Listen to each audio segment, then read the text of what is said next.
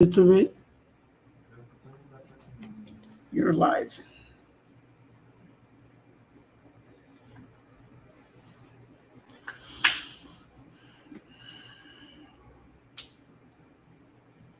Deixa eu colocar mais uma tela aqui.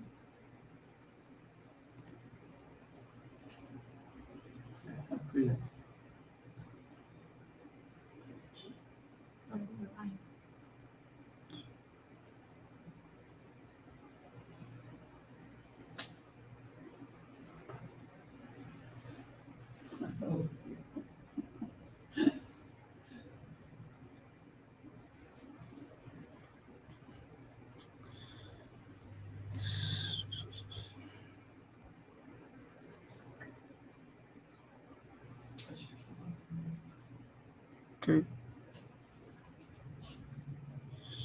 É isso que eu estava pensando. Que ia ficar assim, né? Sim. Agora é assim mesmo. Okay, so today I will talk about primordial black holes formation from first order cosmological phase transitions. And in this case, it's usually that we're going to think that after some, first I will start like, we have two, okay. So we have two fields, new fields in this idea. We have a scalar and a fermion field, for example, which is the sky one, where in the scalar is the phi, and this field phi will be responsible for breaking some symmetry and, develop a vacuum expectation value, and at some point it will realize a first order phase transition. And in this case, usually we think that we're gonna have bubbles in these first order phase transitions, and these bubbles will collapse and, for example, generate gravitational waves. But here in this case, they will think that they are really interested in this bubble, which is formed by the false vacuum one. And so as the time is passing and as the universe is expanding and the universe is transiting from the false vacuum to the new vacuum, this false bubble will start shrinking. And at some point, if we have these sky particles that interact with the scalar field, and this sky has no enough kinetic energy to pass through the wall of the bubble, they will be inside within this bubble, and as the universe is increasing, this bubble will become smaller, and at some point it may collapse into black holes, depending on the energy density of these particles, of these sky particles. And of course, they will set some kind of condition that it will happen. And here's just a general mechanism, and it is very simple one, a simple idea, where, for example, we start from a Lagrangian of this type, a Yukawa Lagrangian, simple one, just to understand what is going on. And the condition that they will put will be related to the Schwarzschild radius, where we're gonna have, which will be related to the total enclosed energy inside this some radius, where this radius here, for example, has a start position or start radius, which will be called initial radius, and is given approximately equal to the radius of the Hubble volume. So basically that's the idea. So the black holes will be formed from the energy density of particles that are inside, that remains in the false vacuum, and they will collapse into primordial black holes. So they just give here very simple ideas, very simple equations, just to set these conditions, etc. For example, they suppose that the chi particles are relativistic inside the bubbles, but they do not have enough energy to pass through it, so it will be inside it. But as the universe is expanding, and also they assume that these particles are in equilibrium, but anyways, at some point they will be able to compute the fraction of the black holes that formed from this mechanism. So some assumptions are not quite very very in according yet. They have to they will make new calculation. This paper is already in archive. It's from 2021 too. I think it's the month is October, I think. But anyways, they already have a very more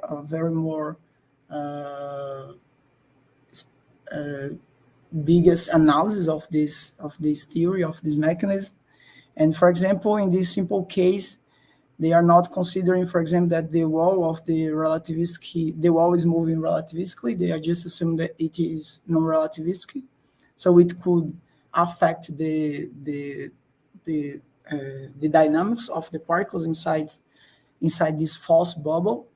Also, they are assuming that the particles have sufficient energy. They are not assuming that they have enough energy to pass through the wall. So it's already assumption that maybe that will change the number of particles inside the false bubble, and so on. And basically, there is also assumptions about the density, about the gravity, etc. Also about the way that these particles will annihilate into the field, the scalar field, and so on. Also, assumptions about the Hubble expansion, they are not included too. But at the end of the day, they will have they simulated especially averaged energy density, given here in figure 2, where this shrink bubble, they will have basically using these parameters about the nucleation temperature, which will be the temperature where these bubbles start to form, the true bubble. And so in this case, they set 4 parameters combinations, and basically these parameters are the radius, the Hubble's radius, or the initial Hubble radius, and also the mass of the chi particle, and this other relation here, which is related to the coupling. And basically what they obtain is that the BH formation will happen, for example, in the first case for blue line and for orange line, solid lines. And instead, in the other case, we do not have the formation of black holes, where we have, for example, couplings 10 to minus 4, they will already very strong, and they will not form. And for masses around 10 times of the nucleation temperature, it also will not be able to form black holes. But we can see, for example, that in the blue line, for example, we have the same parameters for the case of the initial radius and the mass of the chi particle, but there is a difference of just 1 order of magnitude in the coupling, and it's already enough to change the end of these realizations of black hole formation. So basically, that's the idea.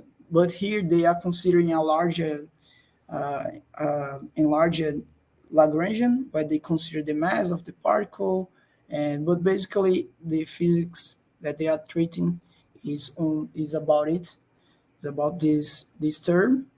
But since the mass of this particle will change, so they consider a kind of thermal contribution to the mass of the the sky particle, which I do not understood well, because it's a kind of settle point. So to me, it was like, because when we see in the first figure, we have that the fields which are inside this false bubble will form the black holes, but they also have a mass.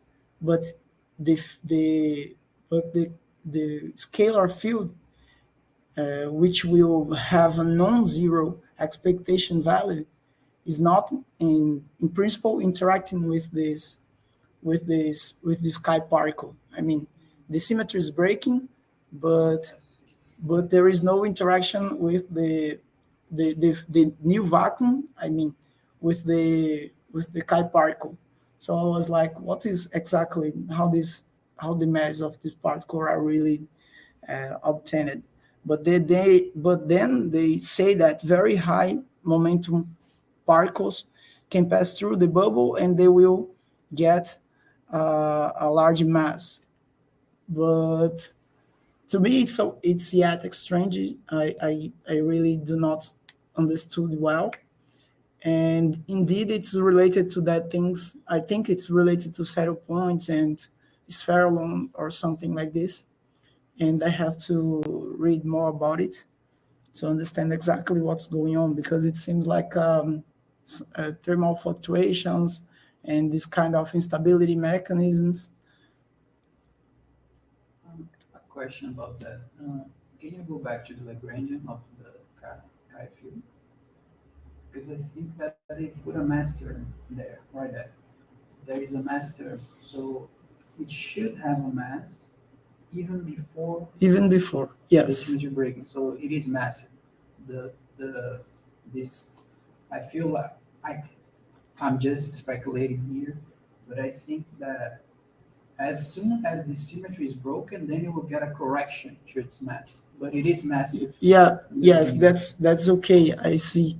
But that's the point. How this mass, but they give some relations here. Yes, but for example, how this particle will get a new value for the mass if they are not inside if they do not pass through the false bubble. Yeah. See, but they have some relations here, and for example, let me see here in my notes.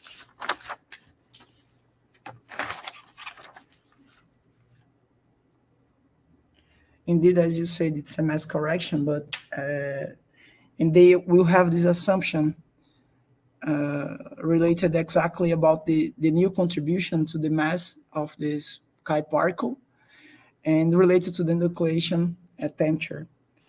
I feel like this condition should be to make sure that the particle is still relativistic, right? Yes. Because if it's exactly.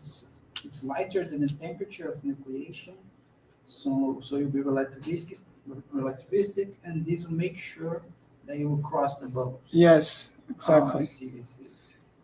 So basically, they are trying to assure that the formation of black hole will happen, but it's not. But they have to do the more complete analysis.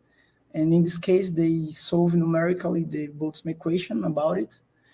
And Boltzmann equation is given basically by what we know, which is a Liouville operator and the collision term. And this collision term will account for particle annihilation and creation, for example, which is related to these quantities here. And they assume that there is spherical symmetry, because in this way they can always, it's a very good way to solve problem, because with symmetry you eliminate some problems. Lucia has a question in the chat. She's saying, I don't know if it is a silly question, but what environmental conditions are they assumed to produce this kind of black hole, primordial black hole? Oh, basically, we are in the plasma of the initial times. I mean, the early times, but both fields even the scalar and the chi particles, they are in thermal equilibrium with the Stoneham particles. And at some point, this phase transitions occurs. So basically, it's normal, it's radiation.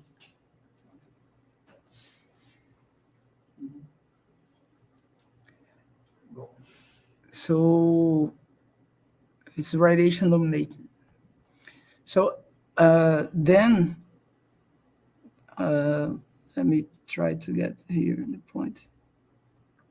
Okay, so they will then compute the fraction of the primordial black hole that are formed, and they will get these relations. And let me see here. Okay, we see a term here, for example, this P, which is related to the probability of the black hole will form in a given Hubble volume. And so we see that we may have, for example, that the primordial black holes account to the total dark matter abundance or not. And in this case, they have particular interest maybe in the following mass ranges, where they say here that the mass of this black hole will be 10 to minus 15 solar masses. And in this case, could account for all the dark matter in the universe. As I was saying, that there is this possibility too. But then below this 10 to minus 23, all the black hole will be evaporated. And then they could include, for example, the production mechanism of dark matter, for example, from the radiation or evaporation of these black holes.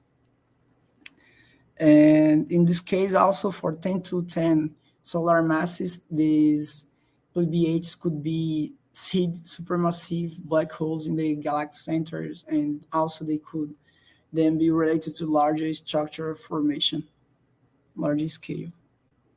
So basically is that. I was really more trying to understand the mechanism that the black holes are formed, because there are a lot of mechanisms in literature, and I was interested in this one, and I realized that's very interesting because they were looking into another perspective. Generally, people are looking about these bubbles, and at some point these bubbles, they collapse and form some black holes. There are a lot of different mechanisms, and these black holes also could form, for example, from the seeds of inflation, after inflation, due to fluctuations in the density. But here they are assumed that these black holes are formed from these false vacuum bubbles that are shrinking as the true bubble are increasing with the cooling of the universe. So basically is that. The other things are just details, not just details. They are important details indeed, but they are details, and that's all.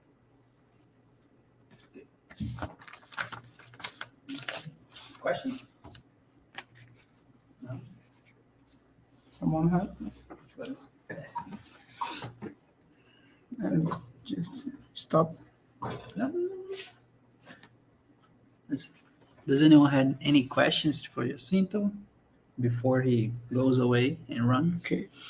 I got it.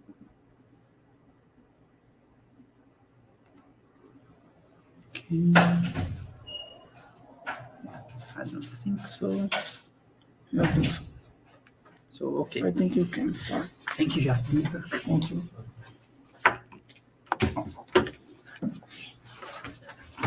So, okay, let me just stop sharing this. Now, Farinaldo just got here at the end of Jacinto's presentation. So, now okay. Oh, people are congratulating you in the chat, so be thankful. And now the second presentation of today, which is mine. I'm going to talk about a very interesting paper that I've seen I think it was at the beginning of last month that I saw this paper, which is this one here, dark matter annihilation inside large volume neutrino detectors. So this paper is very interesting because it brings a new perspective of how we can detect dark matter besides direct detection experiments. And then they chose to use large volume neutrino detectors. And the reason why they do this, let me just zoom in a little bit here. I think it should be better now. And the main reason they do this, because they're assuming, well, there is some theoretical assumptions that they are considering, but they are exploring the case because neutrino detectors have a large energy threat. They have a small energy threshold.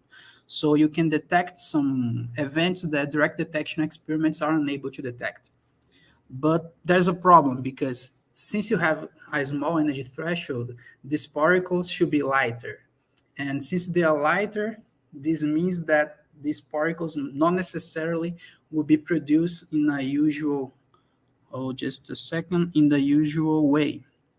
For example, this case of dark matter that they are assuming to be detecting neutrino detectors is a component of dark matter, so it's not the whole bulk of dark matter, it's just a fraction, which is strong interacting. So in strong interacting in the sense that it has large interactions with luminous matter. So they are working under the assumption that you have this component of dark matter, which has strong interactions with luminous matter, and this component of dark matter can be bounded in the Earth.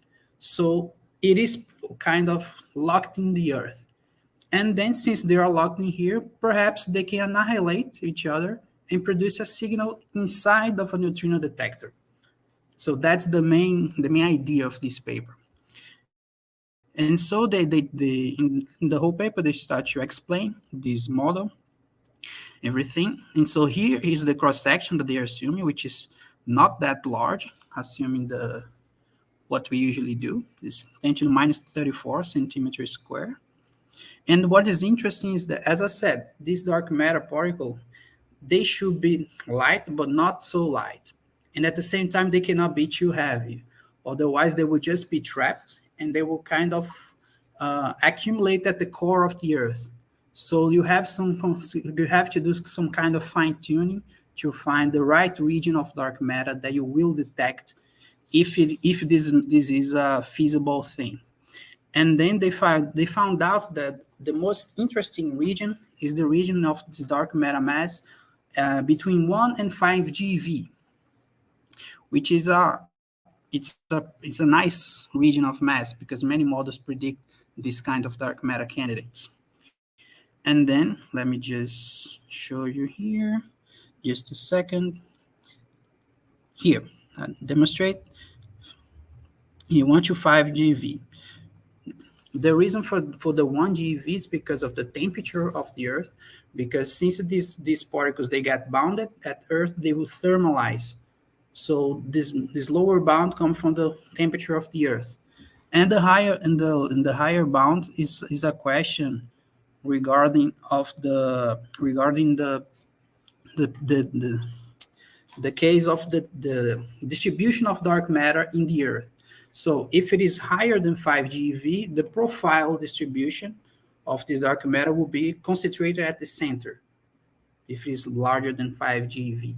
So this very tiny region of 1 to 5 GeV is the one that is the best to be probed at in the case that they assume here Super Kamiokande is the experiment that they are assuming here.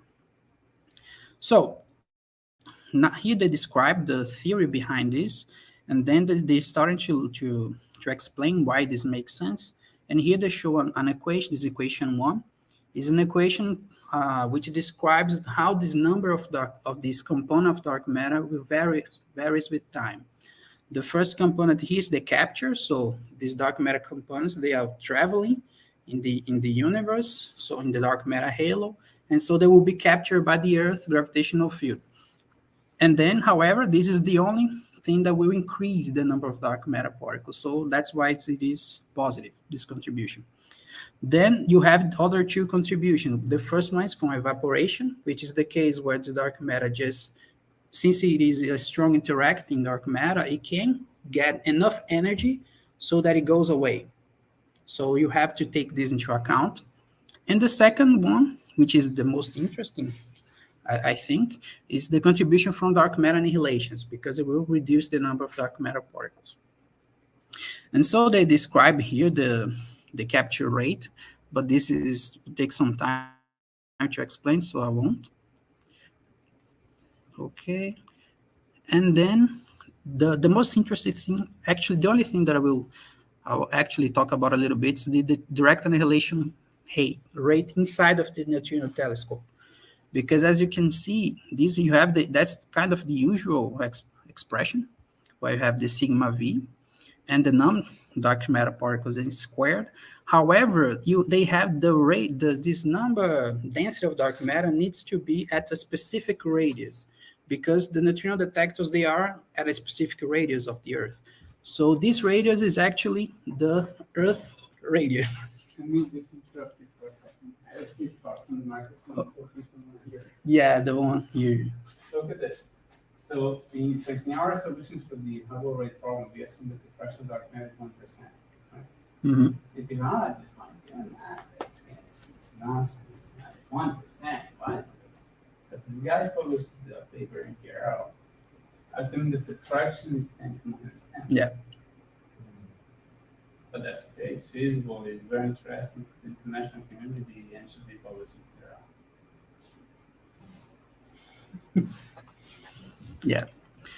So as Fernando was saying, this fraction of this component of dark matter is pretty small.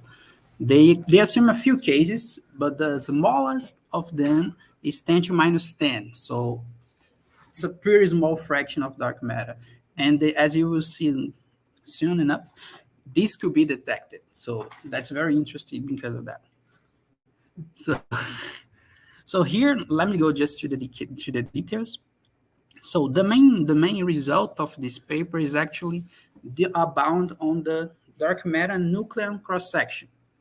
And as you can see, they consider 4 cases actually. The first one is the fraction 10 to minus 10, the second 10 to minus 8, and then 10 to minus 6, and 10 to minus 4.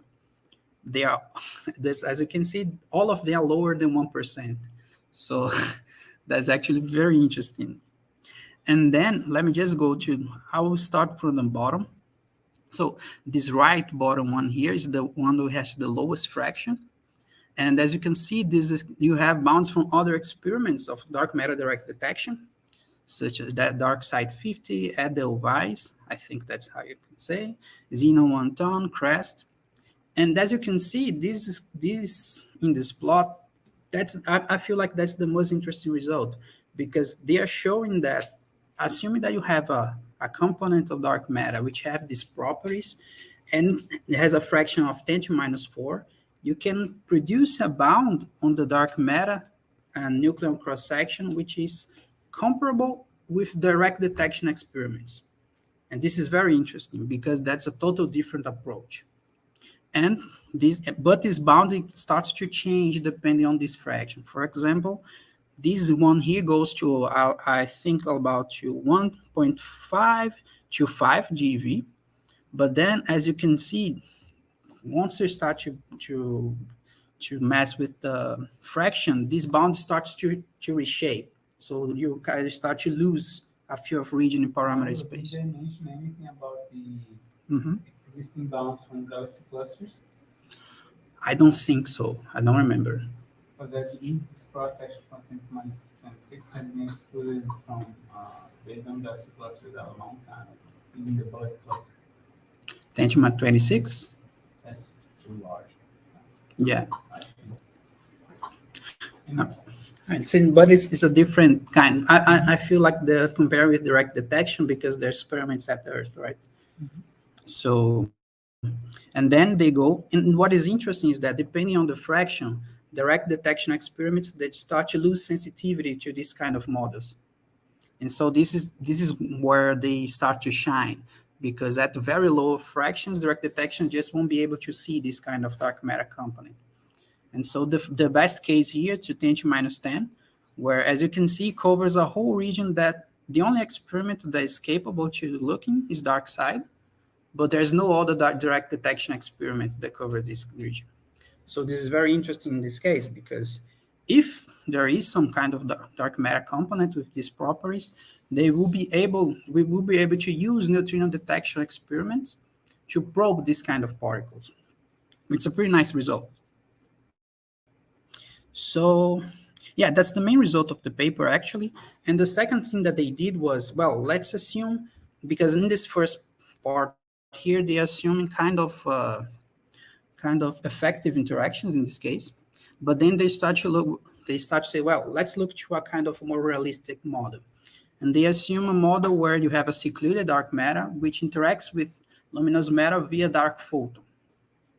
And then that's what I think is a very interesting result, which is here in this figure 2. Yeah, if I increase too much, we'll get to the, let me see. Okay, here.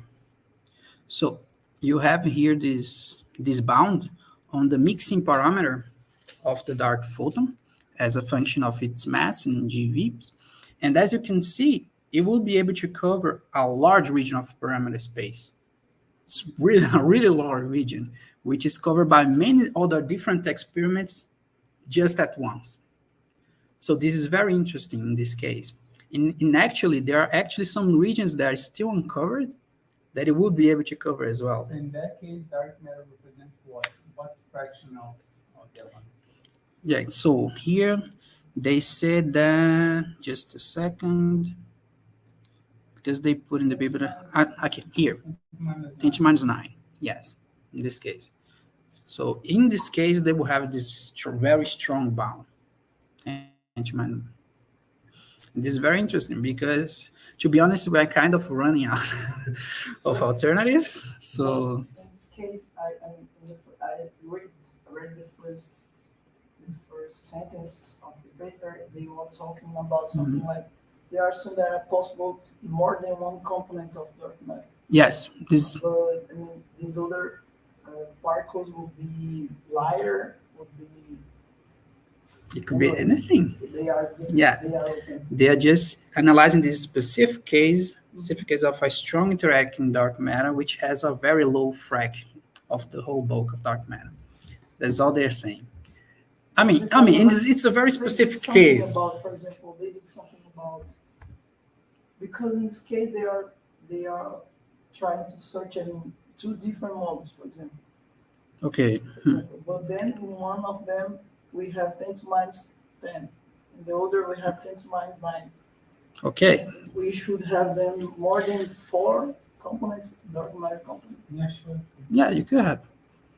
Because that's the thing, we don't know. Maybe, Yeah. maybe one of them represents 99.99999999999% of the darkness. The point is, if it's possible to detect and we can detect it, it would be nice. So just to say we detect the dark matter. I mean, I think the interesting part of this is that even dark matter, dark sectors do not have to be tied to the dark matter balance Yes. to produce a visible signal. Yes. Yeah, that's a very interesting. Because I remember reading a paper about the same thing, which was from Stefano Profumo and Bhushan Sakaya. It was also published in PRL. It might be referenced somewhere, where they search for charged dark matter. Yes, they actually mentioned this paper here. And it's the same thing. Yeah, the same idea. The same thing. So is this thing is sort of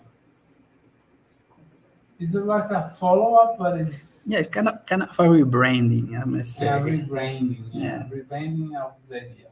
Yeah. And the paper from Bhushan Sakai and Stefano is also not the first. There is a paper from the guy who had a light cube now. Is the guy who wrote the Quarks and Leptons. Housing. Housing wrote a paper a very long time ago with Dan Hooper, who was his PhD student, about foreseeing the possibility of using neutron detectors to do this stuff. I mean, a very long time ago. Mm-hmm. And go up. I think we're gonna find the rest. Go up. The very first page of the paper. Okay. Go down. Go down.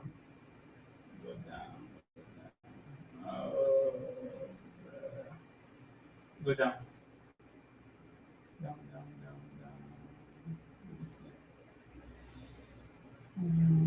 Now it's up. Well, I think I saw it. All right, there. Reference 9. See, a similar scheme for direct innovation inside large volume detectors has previously been discussed for the case of newly charged dark matter particles. Yes. So click there on reference 9. Okay, but it's a bit from post 12 and Yeah, it's actually quite recent as well. 2021. Just, Okay. I'll just open here. So this is a clear example, for instance. Check if it's in 4 pages. No, it isn't. No, wait, go down. Let's see the appendix. The appendix? Mm-mm. No? No. Here, now it's the appendix. Okay, see? I think this is an example where you can rebrand, Mm-hmm. shorten it, and get it published in PR. Huh? Yeah.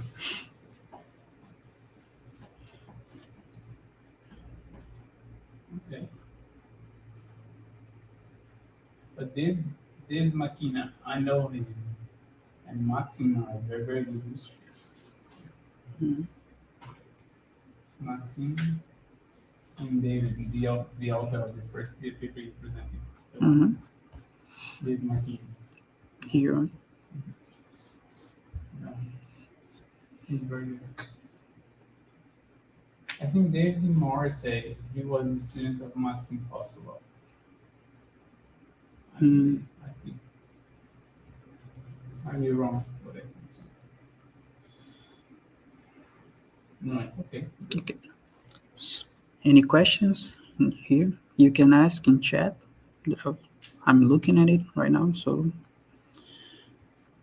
But I don't see anything. Any questions? So, do you have any questions?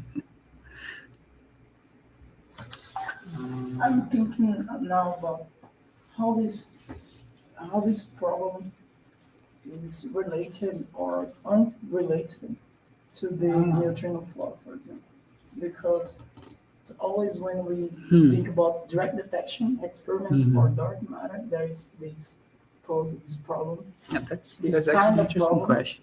at least, which is about the neutrino flow, and they are also talking about a very specific channel where we could have, for example, production of neutrinos that could be, for example, misunderstood about dark matter signals. But in this case, how we could, for example, distinguish the neutrino that's a signal good from question. a dark matter signal? They used in this analysis a very specific channel. It's called denucleon annihilation. That's the channel that they used. Let me see, which basically is a channel where you produce 2 photons. And then they are using this channel to put bounds on dark matter In annihilation. this case, it would be not, for example, because in the case of neutrinos, they are generally scattering of neutrinos in the nucleus and producing electrons, for example, or gluons, charge. But I feel like the key thing here is the choice of the signal. The key thing here. But in this case, we would not have, for example, a sharing column. Could have, because, well, it's super Kamiokande, so you have Cherenkov light. But there are some sources of possible issues, for example. And I don't know if super Kamiokande has this problem, but usually in these Cherenkov light detectors, you have this problem of misidentification between electrons and photons. Okay. This is a problem. That's why usually people now use liquid argon and these other types of detectors, because in those different things you can differentiate those two. But that could be a problem here. But to be honest, I don't know if they did some specific analysis about that. To be honest, I really don't know about that. So one idea that if you want to work on this that could be explored is the same thing they did. Let me make it more clear. So the previous paper from them, from PASCCO, was doing dark photon stuff. And now they redid it doing a fraction of dark matter or something. At the end, he came back to dark photon. Yeah. Okay, the master of the paper had nothing to do with dark photon. But the thing that's on fashion now is the 3-2 processes. So this will change both the right density curve and the equation one you showed. Yeah. Because the number density you get from dark matter particles, so this fraction of dark matter particles that could be probed in large volume detectors would be different because the abundance you get from them is different. Yeah. What is the change to detect a signal from 3 particles interacting into 2 particles? I mean, you have to solve it. I don't know. Because to me it seems like it's the cross section will be smaller, so you're gonna have a small contribution. No, it's different because then it's a natural way to have a large cross section getting the right value density. Because you change how the Wilson equation is solved. Yeah. That's what. So, for instance, this 3-2 process was firstly motivated by the simple miracle, the strong interacting massive particles miracle, which had been excluded for quite some time. But that's in the standard result. And then a paper from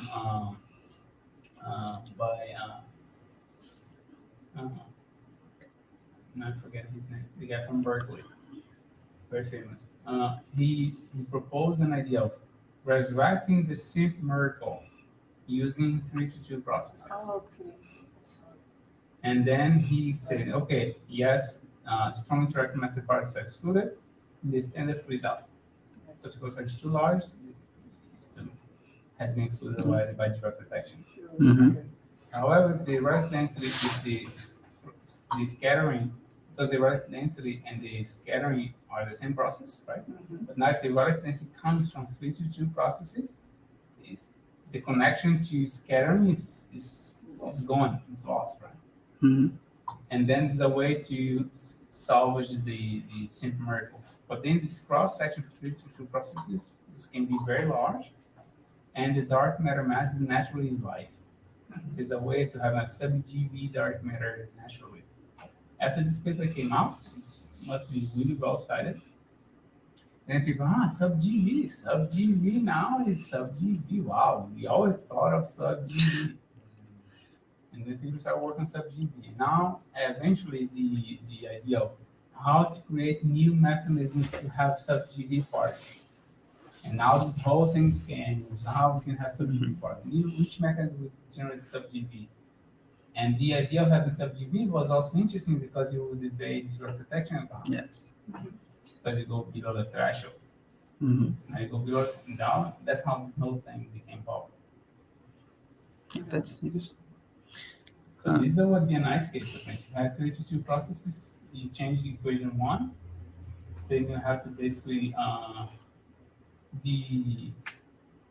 the part from equation 4 below is known in the literature of these capture and inhalation rate of particles in a given volume. The thing that will really change is the number density of particles that you get at the end. Yeah. So it would be and probably if someone picks this up, say, hey, but I'm gonna do this, we'll easily get David and Hospital on board. Yeah. Easily. Invite them and say, hey, I have an idea to do a follow-up. study 52 processes. But the point is, when you invite those guys and say, okay, let's do it, be sure that within 3 months you have to be done with the project. So it's not like, okay, let's do it while I'm doing 10 other things. So no, you have to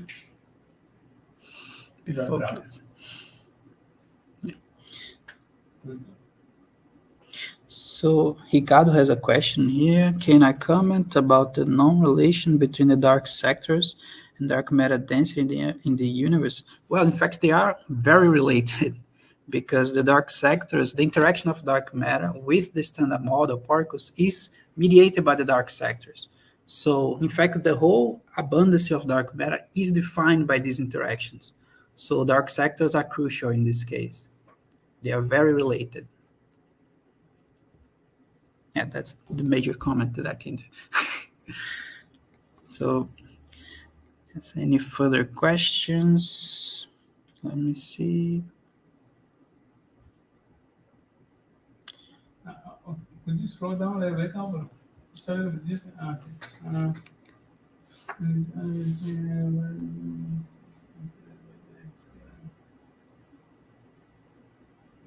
so for instance, look at the very last paragraph that you can see. Evaporation is particularly important for light, dark matter, sea, whatever, because thermal processes within the Earth can give sufficient amount of energy to the particles for escape. In the ultraviolet regime, the evaporation for strong interacting dark matter, blah, blah, is impeded by their scattering material in the Earth, in the atmosphere on the way out. So this is just to show that the idea of strong interaction massive particles in the Earth has been done already. Yes. This has been done. So that's why I'm saying that after equation 4 below, everything has been done already. It's known. Yeah. The thing that's changing is equation 1. Mm-hmm. Basically. Mm-hmm. But I didn't check it, but just so you guys can all learn how things work in the research. For instance, these guys devoted some time writing their long paper, right? Mm-hmm. About capture, large volume, blah, blah. Just now wrote a paper, right, on this now, another paper on large volume measurement vectors. Could you open Inspires? Just Inspires.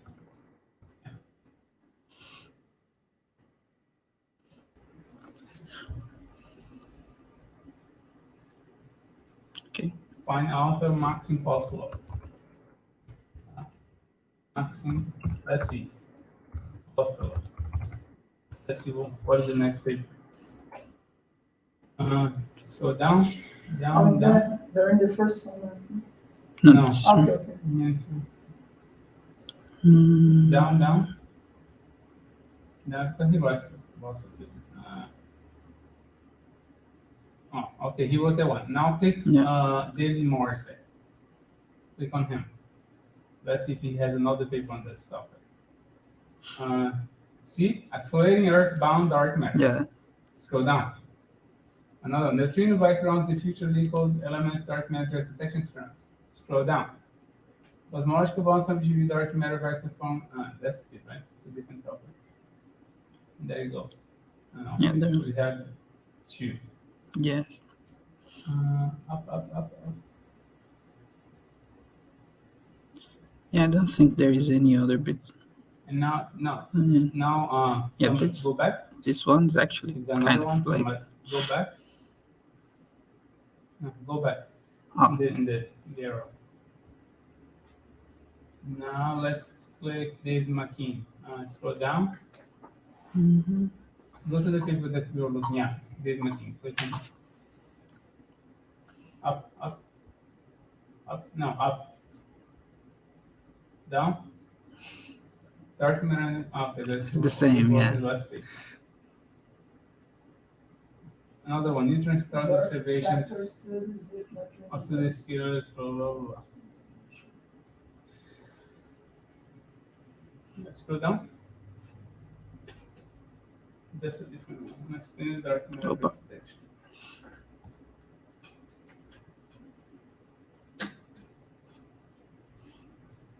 Yeah, so you work outbound, so it's the same. Mm-hmm. Ordinary matter, okay, that's neutron heating. I remember this paper. So for instance, this one, neutron star heating. Click at that guy, minimal height. Yeah, click on him. He was a postdoc there. Go up. I see dark matter compact in compact stars. Supernovas replaced by dark matter clumps. Compact objects. Go back.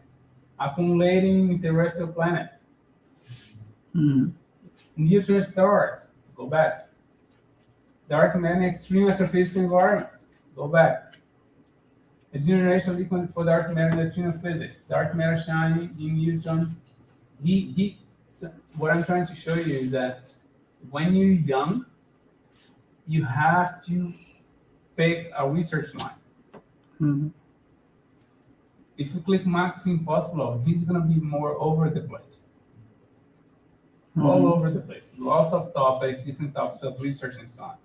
But the guys who are young, for instance, like this guy, I guess he's Indian, I guess. Yeah, he's Indian. See, he went back to India. On Indian Institute of Science, he's there. They do research in a given line. So they pick a topic, it's dark matter and compact objects, and then start writing data. Why? Because you have already the computational skills for that thing, and then you can speed up the process, the publication process. So it's not like you work on something, and then you work on something completely different, and then something completely different. You'll never be known for something. And then he'll continue to do this stuff. And then eventually, now he's gonna have students, and then start being more all over the place like everybody else. Mm-hmm. So eventually you have to really pick some line and just follow. Mm-hmm. Right now, what is the hot topic? Black holes, gravitational waves, extended cosmology, dark matter, as far as dark side is concerned. Or new ideas to search for dark matter neutrino detectors, light species. So whatever you pick, and then if you do it, just keep doing it. Many times. That's the way to be active and be known. All right. I think so. Yeah. Oh, now I see the question of Ricardo. I understand. Okay. He was talking because we said that it wasn't related to the whole abundance of dark matter. Because the main issue here is that even though it's related, this we are talking about a specific component. So you can have other components that have other processes that give them their abundance. So they are kind of, you can actually separate components of dark matter actually. So that's the thing. And I just found a paper. I don't know why it's not appearing for you. I'm looking here. So Really? David Morrissey, he just submitted a paper on arXiv, I guess it was recently, on dark matter direct detection on the moon. Oh, I see this one. Yeah, Jacinto showed us this paper. Yeah. That was the paper you presented there? No. At the room. Yeah. Because I was looking for something in our archive, I was just looking for papers, and then I saw this one at what? But it was very strange because there is no atmosphere. Hmm. So it would be very hard, I think, because you're gonna have a large background, because you have no protection. Yeah. Hmm. And there was also a paper from searching for dark matter using exoplanets. It's too future.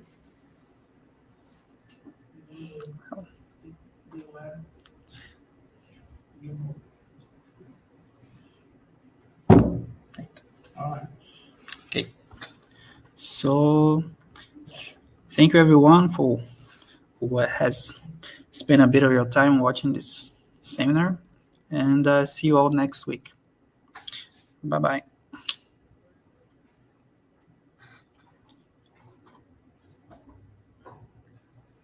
Yeah,